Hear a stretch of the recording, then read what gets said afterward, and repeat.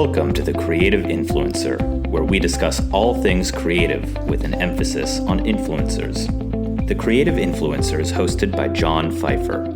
John is an entertainment attorney in Santa Monica, California, who represents influencers and other creatives.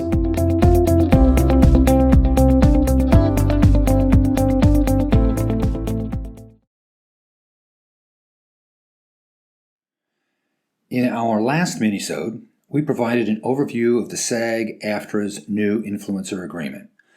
Today we're going to talk about the pros and cons of the new agreement. One of the major reasons to join SAG-AFTRA is to gain access to pension and health benefits. All SAG members have to meet a threshold of earnings in a year to qualify for these benefits.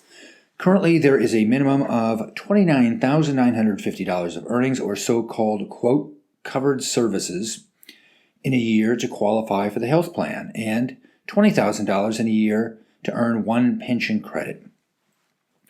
With the default fee of 20% paid to SAG under the influencer agreement, this essentially means you need to have contributed a minimum of $5,990 to the union in order to qualify for these benefits in a given year. To keep your benefits, you have to meet the minimum earnings threshold each year.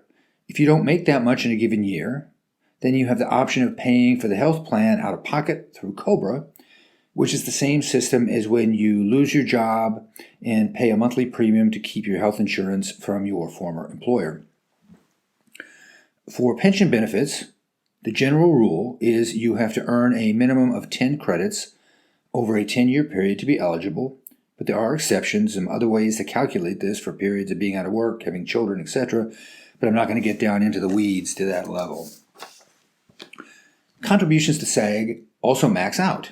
You don't pay a percentage on your, quote, covered earnings after you make more than $232,000 a year. Under the terms of the new agreement, influencers will qualify for pension and health benefits in exactly the same way that other SAG members qualify, based on contributions made through covered earnings. What this means is the influencer makes pension and health contributions on the portion of their compensation that represents the value of their covered services. This is their work as a performer as opposed to their work as a writer, producer, or editor. I'll come back to that difference in a minute, but let's break this down a little bit more. Normally, actors are paid by the producer, and the SAG contribution, which is about 20%, is taken out of the paycheck and paid directly to the union. For influencers, the calculation is similar. The influencer pays pension and health contributions on a minimum of 20% of their compensation and can qualify for benefits based on the compensation actually subject to contributions. So, for example, if an influencer is paid total compensation of $100,000 and makes pension and health contributions on $20,000, only $20,000 will be considered SAG-AFTRA earnings that can help them qualify for health insurance or a pension. In essence, this means that 5% of gross earnings are paid to SAG. 20% of 20% is 5%.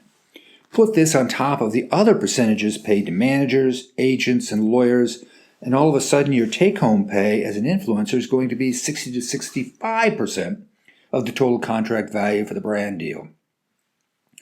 What this means is that some influencers may want to specify in their contract the breakdown for their work as a performer versus the other editing and producing work that goes into successful sponsored post.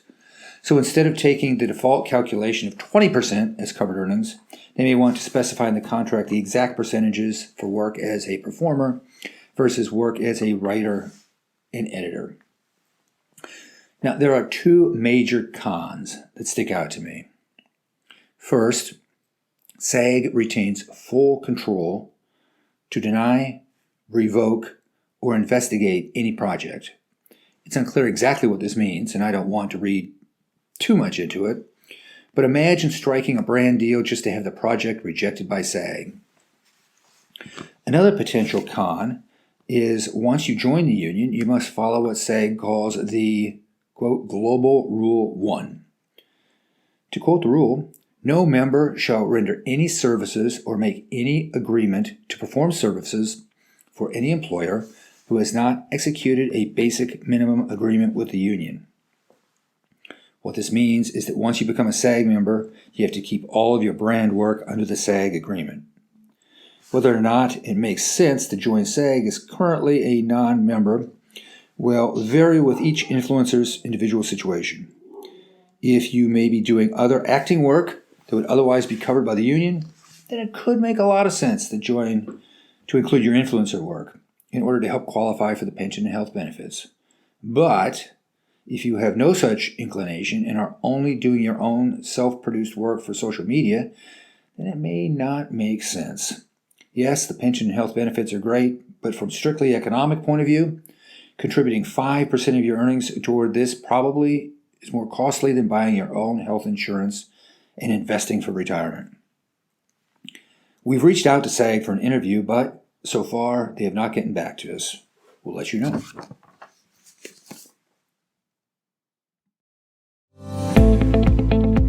That's it for this time.